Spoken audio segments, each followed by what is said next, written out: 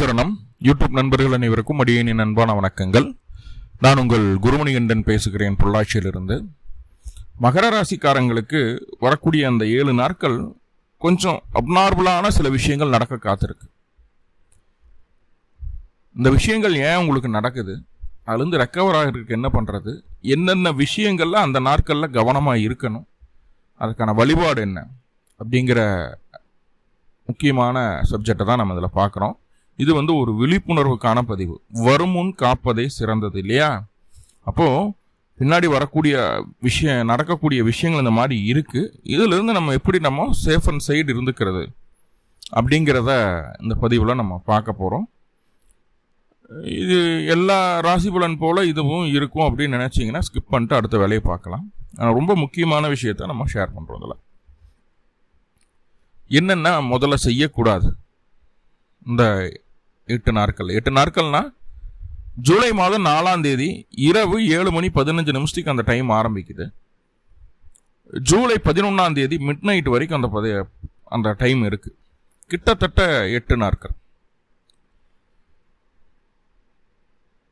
இந்த நாட்கள்ல என்ன செய்யக்கூடாது முதல்ல அப்படின்னா ஒன் பை ஒன்னா சொல்றேன், தெளிவா நோட் பண்ணிக்கங்க. ஃபர்ஸ்ட், குழந்தையினுடைய ஆரோக்கியத்தில் ரொம்ப ரொம்ப ரொம்ப ரொம்ப அக்கறை தேவைப்படக்கூடிய ஒரு காலம். அவங்க உடல் ரீதியாகவும் மன ரீதியாகவும் ஏதாவது ஒரு பாதிப்பை சந்திக்கக்கூடிய ஒரு சூழ்நிலையை சொல்கிறது. இப்போ நம்ம கூடவே இருந்து அவங்கள பார்த்துக்கணும் அப்படிங்கிற ஒரு விஷயம். இரண்டாவது, ரொம்ப முக்கியமான விஷயம், உங்களுடைய திட்டங்களை, உங்களுடைய வருங்கால திட்டங்களை கூட இருக்கிறவங்ககிட்டயோ, வாழ்க்கை துணைகிட்டையோ, நண்பர்கள்கிட்டையோ, குடும்ப உறுப்பினர்கள்கிட்டையோ பகிர்ந்து கொள்ளக்கூடாத ஒரு காலம் இது. கண்டிப்பா அதை பற்றி பேசிடாதீங்க. பேசினா கண்டிப்பாக உங்களுடைய திட்டத்தை எக்ஸிக்யூட் பண்ணவே முடியாது. அதுக்கு எகெயின்ஸ்டாக நிறைய தடைகள் வந்துக்கிட்டே இருக்கும். ஸோ அதை வெளிப்படுத்தி பேசக்கூடாது. மூணாவது, உங்களுடைய ஆசைகள், ஆள் மனதில் இருக்கக்கூடிய ஆசைகளை நிறைவேற்றிக் கொள்வதற்கான காலம் இது கிடையாது. காசு, ஒரு கார் வாங்கணும்னு நினைக்கிறீங்க, காசு பணம் எல்லாமே இருக்கு, எல்லாமே இருக்கு, அது ஆசை தான் உங்களோடது. அந்த 8 நாட்களுக்குள்ள அதை நிறைவேற்றிக்கணும்னு நினைச்சீங்கன்னா அது உங்களுக்கு எகெயின்ஸ்டா போய் முடியும். புது காரே வாங்கினாலும் அதில் ஏதாவது மேனுஃபேக்சரிங் டிஃபெக்ஷன் ஏதாவது ஒன்று இருக்கும், அது உங்களுக்கு தொந்தரவு கொடுக்கும், திருப்தியை தராது எங்க சொல்லுது. அடுத்ததா, காதல் விவகாரங்கள்ல எந்த விதமான மாற்றத்தையும் செய்யக்கூடாது. ஒருத்தருக்கு பிடிச்சிருக்குதுன்னா போய் சொல்றது கூட வேணான்றேன். சரி, ஆல்ரெடி லவ் பண்ணிட்டு இருக்கோம் சாமி, வீட்டில் அதை பத்தி பேசணும்னு நினைக்கிறோம், அதை எக்ஸ்போஸ் பண்ணாதீங்க. இந்த 8 நாட்கள் அதுக்கு சிறந்த நாட்கள் கிடையாது. வீட்டுக்கும் சொல்லி அவங்களும் கேட்கல, சரி நாங்களாவது லவ் மேரேஜ் பண்ணிக்கலாம்னு நினச்சிட்டு இருக்கோம், இந்த 8 நாட்களில் அதுவும் பண்ணக்கூடாது. முதல்ல திருமணம் நல்லபடியாக நடக்காது. அப்படியே நடந்தாலும் அந்த வாழ்க்கை நல்ல ஒரு சூழல்ல உங்களுக்கு இருக்காது, நல்ல வாழ்க்கையே அது அமையாது, பிரிவினையை கொடுக்கக்கூடிய ஒரு அம்சமாக மாறிடுது. ஸோ அதை ரொம்ப கவனமாக நோட் பண்ணுங்க. ரைட். அடுத்ததா, தாத்தாவினுடைய உடல் ஆரோக்கியத்தில் இருக்கக்கூடிய பிரச்சனைகள் அதிகரிக்கக்கூடிய அம்சமா சொல்லுது. ரொம்ப அவங்கள டேக் கேர் பண்ணிக்கணும். தந்தை வழி அதாவது உயில் சொத்துன்னு சொல்லுவோம், தாத்தாவினுடைய சொத்து இல்லையா, சொத்து சம்பந்தமான பேச்சுவார்த்தைகள் இந்த காலகட்டம் பேசுவதோ அதை பற்றின விஷயங்களை ஒரு கோர்ட்டு கேஸ் வழக்குக்கு எடுத்துட்டு போறதோ கூடாது. ஆல்ரெடி எனக்கு கோர்ட்டு கேஸ் வழக்கில் தான் இருக்கு சாமி அப்படின்னா அந்த வழக்கை உங்களுக்கு சாதகமா முடிச்சுக்கிறதுக்கு ஒரு வழி கிடைக்கும் இந்த காலகட்டம். ஸோ அது ஒரு நல்ல விஷயம், நல்ல பாயிண்ட். அடுத்ததா, வயிறு சம்பந்தமான பிரச்சனைகள் இந்த காலகட்டம் வர்றதுக்கு வாய்ப்புகள் இருக்குது. பெண்களுக்கு முக்கியமாக அந்த பிசிஓஎஸ் மற்ற விஷயங்கள் இருக்கு இல்லையா, வெள்ளைப்படுது, இந்த மாதிரி தொந்தரவுகள் இருக்கு இல்லையா. ஸோ அப்படி இருக்கக்கூடிய பெண்கள் அதை சரி செய்யறங்கிற பேர் வழியில் புதிய மருத்துவ முறைகளையோ கை வைத்தியமோ இந்த காலகட்டம் பண்ணக்கூடாது. பண்ணிட்டோம் அப்படின்னா அதனுடைய வீரியம் அதிகம்தான் ஆகுதே தவிர குறையிறதுக்கு வாய்ப்புகள் இல்லை அப்படிங்கிறத சொல்லுது. ரைட். அடுத்தது ரொம்ப முக்கியமான விஷயம், பெரிய பணம் கிடைக்கும், பெரிய லெவலில் நான் டெவலப் ஆகிடுவேன் அப்படின்னு சொல்லி நடைமுறைக்கு சாத்தியப்படாத விஷயங்களுக்குள்ள இன்வால்வ் ஆகக்கூடாது.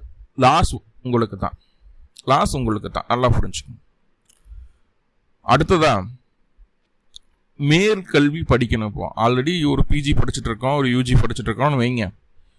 இடையில அந்த 1 வருஷம் 2 வருஷம் கோர்ஸ், ஒரு 6 மாதம் கோர்ஸ் அப்படின்னு சொல்லி போட்டு நிறையா கோர்சஸ் எல்லாம் இருக்குது, அதில் ஜாயின் பண்ணுவீங்க. இல்லை வேறு ஏதாவது இன்ட்ரெஸ்டிங்காக மியூசிக் படிக்கிறதோ, ஏதாவது இன்ட்ரெஸ்டிங்காக பரதமோ ஏதாவது இன்ட்ரெஸ்டிங்காக பண்ணணும்னு நினைப்போம் இல்லையா? ஸோ அந்த மாதிரியான விஷயங்களை இந்த காலகட்டம் தூங்குவதை தவிர்த்து கொள்ள வேண்டும். பாருங்க, பெரும்பணம் வரும்னு நினச்சிட்டு சில விஷயங்களை செய்வோம், அது வேண்டாம் அப்படின்னு சொல்லியிருந்தேன். அதில் இன்னும் சூசகமாக சொல்லணும் அப்படின்னா, ஷேர் மார்க்கெட்டில் இன்வெஸ்ட்மெண்ட்டை பண்ணாதீங்க. இந்த காலகட்டம் ஆல்ரெடி ஷேர் மார்க்கெட்டில் இருக்கிற ஸ்டாக்கை வெளியில் விட்ராவல் பண்ணுறதும் வேண்டாம் அப்படிங்கிறத சொல்லுது.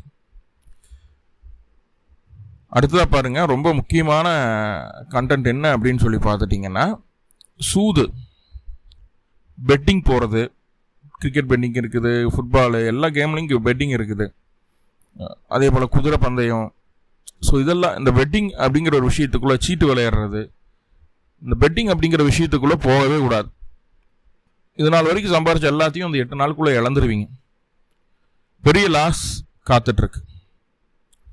அதே போல் சுய தொழில் செய்யக்கூடிய மகர ராசி அன்பர்கள் தொழில் ரீதியாக புது மாற்றங்கள் ஏதும் செய்யக்கூடாது.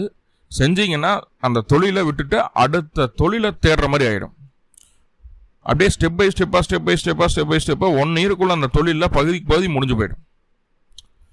ஆல்ரெடி ஆஸ் இட் இஸ் என்ன இருக்கோ அதை அப்படியே ரன் பண்ணுறதுக்கு பார்த்துருங்க. ஸ்டாக் வாங்குறது கூட இந்த 8 நாட்களில் வாங்க வேண்டாம். பிஸ்னஸ்க்கு புதுசாக ஆர்டர் எடுக்கிறது, புதுசாக ஒரு கமிட்மெண்ட் போடுறது, புதுசாக ஒரு ப்ராஜெக்டுக்கு சைன் பண்ணுறது, இந்த மாதிரி விஷயங்கள் எல்லாம் இந்த காலகட்டம் செய்ய வேண்டாம். மாமியாருக்கு உடல்நல தொந்தரவுகளை கொடுக்குது, அவளுடைய ஆரோக்கியத்தில் அக்கறை வேணும் அப்படிங்கிறத சொல்லுது. அதை கொஞ்சம் பார்த்துக்கிடுங்க. ரைட். அடுத்ததாக தந்தையினுடைய வருமானம் பகுதியாக குறையுது அல்லது இல்லாமல் போகுது. வருமானத்தை அதிகப்படுத்துறதுக்காக உங்கள் தந்தை இந்த 8 நாட்களில் ஏதாவது புது சேஞ்சஸ் பண்ணாங்க அப்படின்னா அந்த சேஞ்சஸ் எகென்ஸ்டாக மாறி ஆல்ரெடி இருக்கிற வருமானத்தை குறைக்க பார்க்குது. ஸோ அதை அட்வைஸாக உங்கள் தந்தைகிட்ட அதை கொண்டு போய் சேர்த்துருங்க. நிறைய விஷயங்கள் இருக்குது, முக்கியமாக இம்பார்ட்டண்ட்டான விஷயங்களை அப்போ சொல்லியிருக்கேன். இதெல்லாம் ஏன் சார் நடக்குது அப்படின்னா, 4/7/2026 இரவு 7:15 சுக்கிர பகவான் கடக ராசியிலிருந்து சிம்ம ராசிக்குள்ளே பயிற்சி ஆகிறாரு, மக நட்சத்திரத்துக்குள்ளே வர்றாரு. மக நட்சத்திரத்தில் ஆல்ரெடி கேது இருக்கு. கேதுவை சுக்கிரன் நெருங்கக்கூடிய காலம் 11/7/2026 மிட் நைட் நெருங்கி சுக்கிரன் கேதுவை விட்டு விலகுவார். இப்போ அந்த நாட்களில் சுக்கிரன் கிரகணத்தால் பீடிக்கப்படுகிறது. கேதுவோட நெருங்கும் போது கேது அப்படியே சுத்தமாக சுக்கிரனை வாஷ் அவுட் பண்ணிடுறாரு. ரைட். ஸோ அந்த ஒரு காரணம் தான் இத்தனைக்கும். ஸோ இதுலேருந்து நம்ம எப்படி தப்பிச்சுக்கிடலாம் அப்படின்னு பார்த்துட்டிங்கன்னா, 4ஆம் தேதியிலிருந்து 11ஆம் தேதி வரைக்கும் மகாலட்சுமிக்கு 2 நெய் தீபம் போட்டு மல்லிகைப்பூ சாற்றி வழிபாடு பண்ணுங்க. வெளியிலலாம் போக வேண்டாம், வீட்டுக்குள்ளேயே பண்ணால் போதுமானது. காலையில் குளிச்சுட்டு உங்களுடைய வேலைகளை துவங்குங்க, போதும். பிரச்சனைகள்லாம் நீங்கி எல்லா விதத்துலையும் உங்களுக்கு நன்மையை நடக்கணும்னு சொல்லி எல்லாம் பல பரம்பொருளை பிரார்த்தனை பண்ணிட்டு இந்த பதிவை முடிச்சுக்கிறேன். நன்றி நண்பர்களே, நன்றி. வாழ்வளமுடன். திருச்சிற்றம்பலம்.